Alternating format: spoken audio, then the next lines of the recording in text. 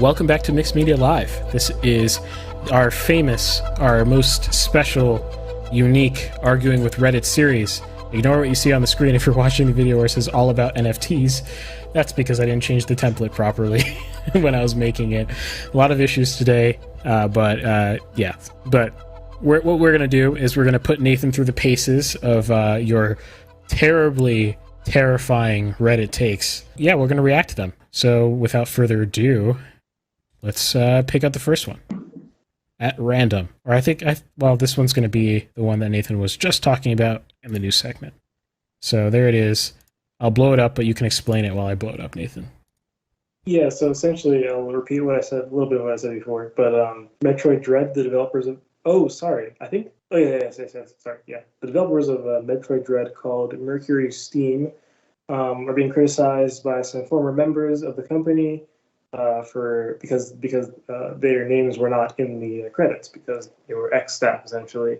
And so this particular take says... it starts off by saying, I guess this would be a controversial take, but I've been seeing is the response to this, and I really don't get it. I mean, sure, give people who didn't contribute more than 25% of the finished product a participation trophy, I guess who cares, but I really don't understand the vehement backlash to this. Isn't it possible that the studio doesn't see any use including credits for contracted out house staff who didn't have much to do with the finished product?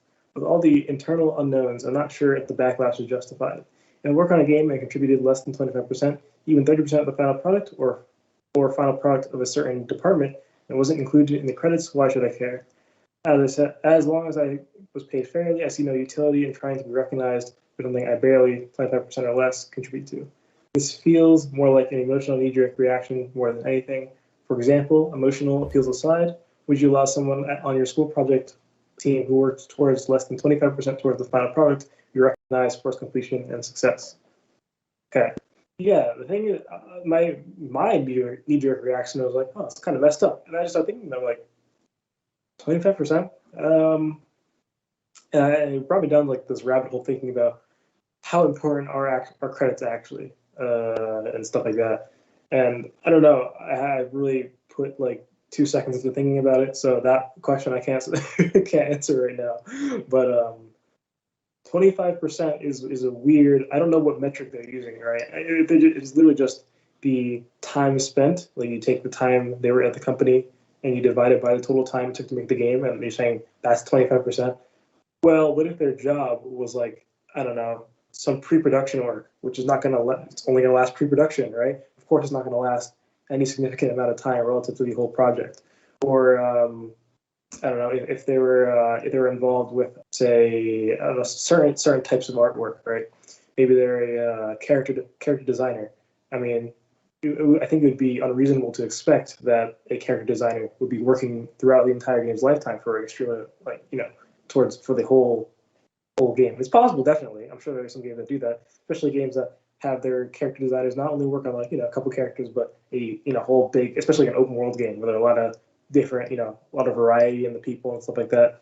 But if you have a very simple game with a couple of characters or whatever, you wouldn't really expect a character designer to be working for a great amount of time relative to the total time the game's been in production.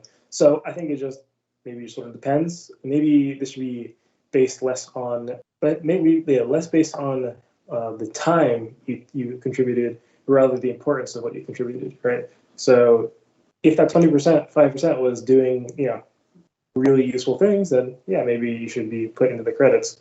It's also very strange because, on a larger game like this, right, Metroid Dread definitely had a large team behind it, given that it's a Metroid game, so this is how it's going to be. It's kind of weird because it's not like anyone's going to see your name, really, unfortunately. You know what I'm saying? In the whole long line of credits, it'll be seen by yourself and your family and your friends, pretty much, if they play it, right? And the credits for a game are not the same as credits for a movie. The credits of the movie are going to be shown no matter what, because when the movie ends, the credits show, or sometimes at the start a little bit. But for a game, it depends. If it's a story game, it'll appear at the end of the story. Game stories are significantly longer than movie stories, and so they end up not being finished by a lot of players a lot of the times. For most games, of course, there are like 2-hour story games, but they're not very common at all.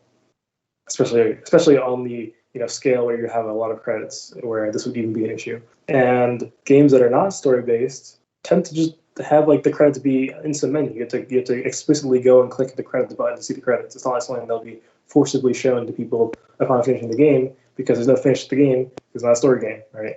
The game can be played indefinitely, essentially. Like Tetris, for example, right? When are you going to show the credits? There's no end point, I guess. Yeah, I guess is what I'd say about this. It's definitely interesting, because game credits are inherently less valuable in a way to movie credits, because they're not forcibly shown, and it really isn't like a lot of people are going to actually go and see them. So yeah, but of course, giving credit to people who did work is good. I guess it's kind of complicated. I'm not fully sure about my opinion on this, but I suspect it's not a crazily big deal. But perhaps credit is warranted. I don't know.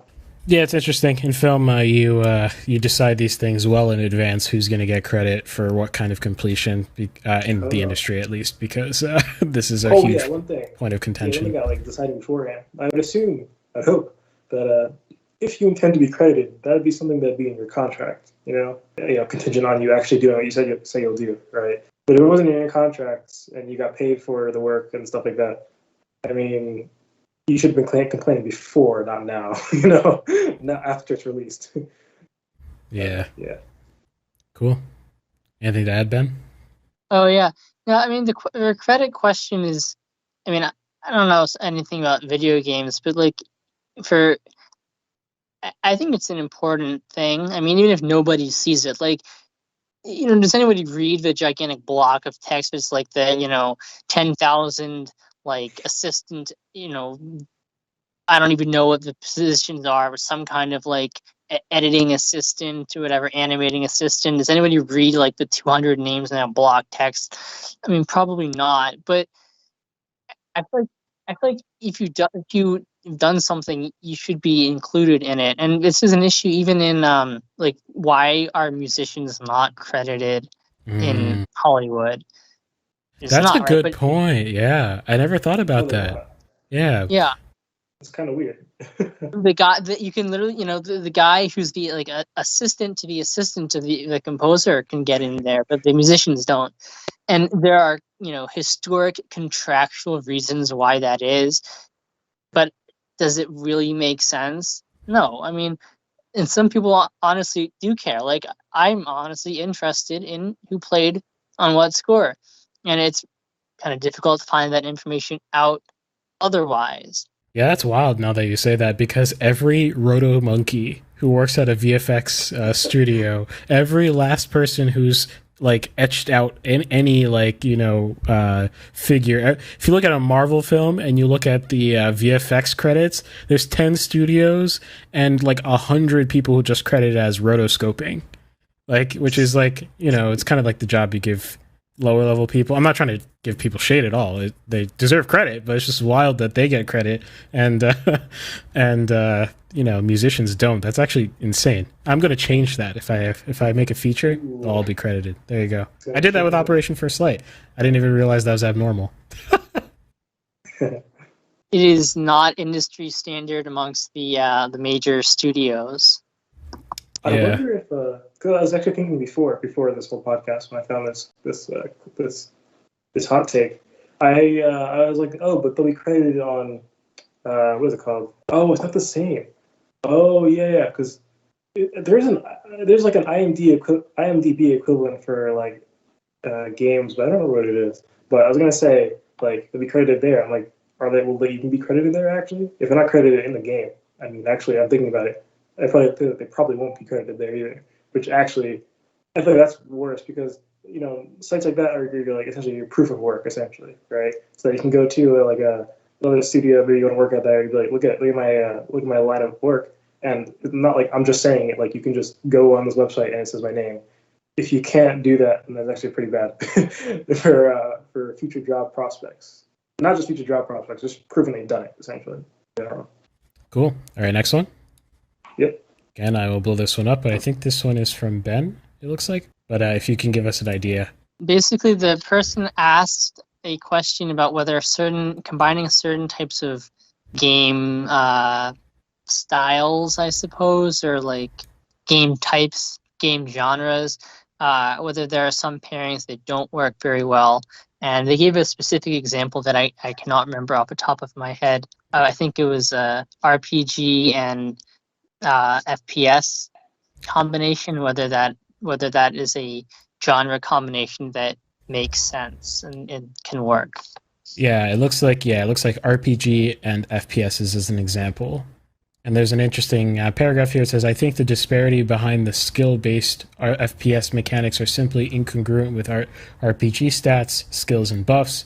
You either need to inflate enemies in order to make a variety of stats worthwhile, which causes bullet sponge enemies, blah, blah, or go the other direction and still have mechanics that something. I may have cut that out by accident. Yeah, there are some games that lean into the sci-fi side. Okay, blah, blah, blah, blah, blah. They're kind of just expounding on that idea. At first, I thought they were saying that there were no games like that. I was like, there are definitely RPG FPSs. Yeah. I was thinking Destiny, and then he mentions Destiny. Yeah, I was thinking about Borderlands. Okay. Yeah, but yeah, that is a little bit of a different point. So what's your take? On the FPS plus RPG thing specifically, it's very skill-based FPS mechanics are simply incongruent with RPG stats, skills, and buffs. Is bullet sponge enemies contrary to the skill-based FPS? Maybe it feels bad, is what they're saying. That doesn't mean that like it couldn't feel bad. You know what I'm saying? I get what they're saying. That actually, I'm thinking. Yeah, okay. I see what they're saying. In that, in general, the ways in which you create challenge in an RPG is different than the way you create challenge in an FPS. And I should specify for those who don't know, FPS is short for first-person shooter. RPG is short for role-playing game. That does not mean that all role-playing games are RPGs. The term is very strange, or sometimes they are. It depends on the context. I actually didn't understand the context at first, but the context in this case is probably more akin to an MMORPG, which stands for massive multiplayer online role-playing game, which is not actually descriptive of what it is, but it's a genre that has it's a genre that emerged historically but has no meaning. It's very hard to peg the actual meaning of what it means, because role-playing games is extremely broad, because you could role-play in any game practically. Yeah, pretty much. So, only not Tetris, maybe. I guess Tetris is not an RPG, right? In a literal sense. Yeah, most role-playing games are not RPGs actually. But yeah, in this case, the RPG that's being referred to, the way you create challenge tends to be different than the way you do it in an FPS. I think an FPS is more broad in the ways you create challenge, but an RPG is pretty strict. And it's sort of incompatible in a way. Of course, he says notable example is Destiny. I think it's definitely doable. I think you just can't go the traditional FPS route. Essentially, you're going to have bullet sponge enemies. That's just going to have to be how it is, unless you figure out another way to create these sort of RPG elements in a way that doesn't require that. Which I'm not really sure how you do that while also still being in the FPS realm. As for other genres that I don't think would work together, I'm sure there are. Genres tend to be, it's weird because there are a lot of genres, right? Some of them are extremely broad, and I think would essentially work with anything else. But there's some very specific ones, like I'm trying to think. Idle games, okay. Idle games, and let's say first-person shooter. But I think you could do that. Well, actually, no, you can't, because an idle game requires that you're idle, and a first-person shooter requires that you're not idle. So yeah, idle game with many other genres would not work. Yeah, okay, sure. There are some literal contradictions in some definitions. As for things that are not literally contradictory, but probably wouldn't work. So such as he's saying FPS RPG, not literally contradictory, but probably wouldn't work. Yeah, there are probably some out there. But I feel this is big guess with not having I'm on the spot here, so I can't think about this for too long. This is a big guess, is that there's probably always going to be some way you can actually make an extremely fun game out of two broad category broad on the level of FPS and RPG games and stuff like that.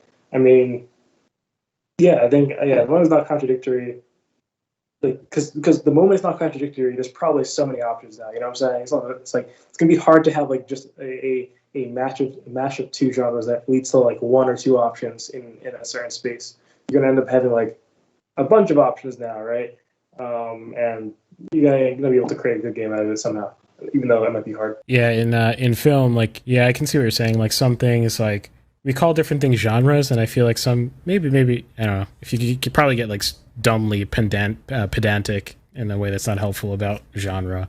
But character study is so broad, right? Like, like, what does it mean to have a character study? Well, you could mash that up, in theory, with, like, many genres, versus, like, a buddy cop movie literally will contradict with I don't know, can't think of an example off the top of my head, but yeah, I see what you're saying. Like, they're just definitionally opposed.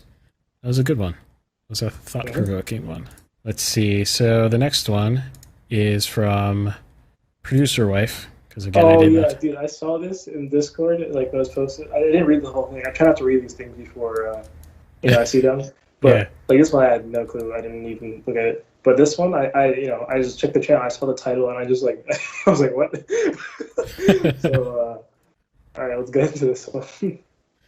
Yeah, so I'll read it, I guess. It says, the title is, again, on r/unpopular opinions, where you find many popular opinions. This one's not popular, but this is like mildly. This is like it's popular as far as unpopular opinions, maybe. But. Right. Yeah.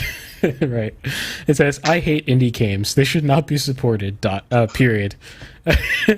And then the description is, "Indie games feel so empty and always have little to no content for the money you pay. People always say to support indie developers, but let's be real, indie games are not as good as big AAA games, which are done by better teams and better graphics and more content than any indie game. No one can compare an indie game to any Nintendo masterpiece. I do not support indie." I do not support indie. And the only indie games I've played were pirated. Oh no. Oh no. You know what's contradictory about this? Yeah. This person has felt enough of an indie game that he wanted to play it. So he pirated it. He also says that this is I don't know. I literally had this argument with someone like literally 2 days ago. They're like, "Well, I don't want to support the studio, so I'm gonna pirate this thing." I'm like, "Well, you want to play it, right?" And he's like, "Yeah." I'm like, "All right, so." So they make something that you like, that you like, right? And you should encourage that behavior, correct? Yeah. So either it's bad and it's not worth it, or it's like good and then they deserve some money, right? Maybe you think it's too expensive or whatever, which, spoiler, it's not, right? But then just pay them, really not a big deal. Especially if you're well off in terms of money, you know what I'm saying? You can't even make the excuse of like, "Oh, I can't afford it," you know what I'm saying? If you literally can't afford it, it's like, come on. Anyways, that's besides the point. Well, kind of is the point, because he just, in the last sentence, just destroyed his whole argument and said indie games are worth playing. So, it's one of those things where, like, I don't know, man. Do I even have to say anything? It's like... But really, it got like 100. I got like 150 upvotes or something. That's actually like, some people are vibing with this person. Dude, I don't know. I must have paid them. I really don't get it. Yeah, no. Look, you got ratioed so hard. 154 upvotes. That's and then 165 comments. That doesn't happen normally. There are way too many comments. They only got a good bit of downvotes there. It says 65% upvoted. Yeah, that's higher than I would expect, honestly. But okay. I don't know. I don't even know where to start. Well, like, indie games feel so empty. Huh? I was just gonna say, like, the first thing that. Sorry about New York. The first thing about this that like bothered me is like, I've never heard of an expensive indie game before.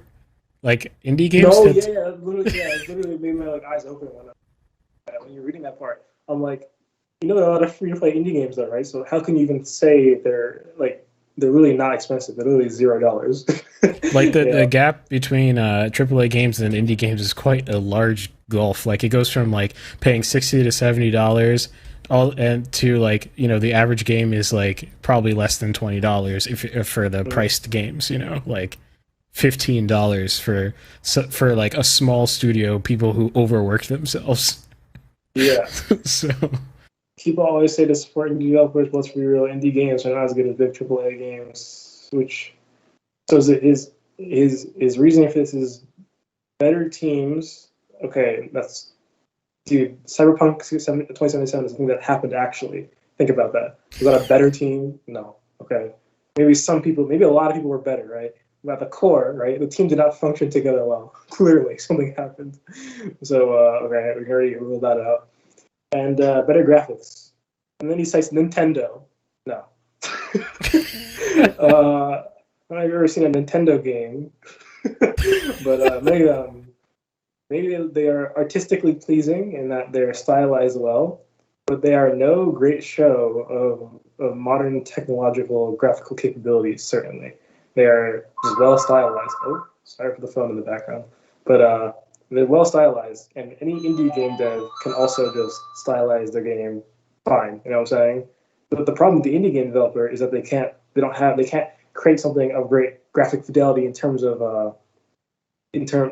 going past the visual style. We're talking about like a technological problem, not a artist problem. We cite Nintendo, which doesn't have it. Like they literally don't even try to solve the technological problem. They just make things that look nice via their artistic abilities. So I don't know. It's just like that's contradictory in itself. So I think that's all I have to say. I don't think there's any point in delving further into this. Just a reminder as well, Minecraft was an indie game. Just saying. Oh, yeah, that's also true. Some of the most successful games ever, yes, were indie games at some point. And some of the biggest flops, AAA games. I don't know. There's no way this guy would go and say Cyberpunk 2077 is greater than like Minecraft or something like that. I don't even like Minecraft that much. But like, at least it's functional. And it's Minecraft, so it's barely functional, but still more functional. So, It really parallels the one that Ben got last week or whenever about indie artists versus like, it's like, I mean, it's such a generalized statement, Yeah. Better to say, I have not had a good experience with such things yet. I think it's the opposite. The one I had last time, the take was that indie music is where all the authenticity is. Oh, yeah. It was the opposite extreme. Yeah. Well, people, it can be in the middle. It's okay. You can like things for both spheres. It's okay. All right. Well, I actually have to go, like, straight up. It's been a bit over time. No worries.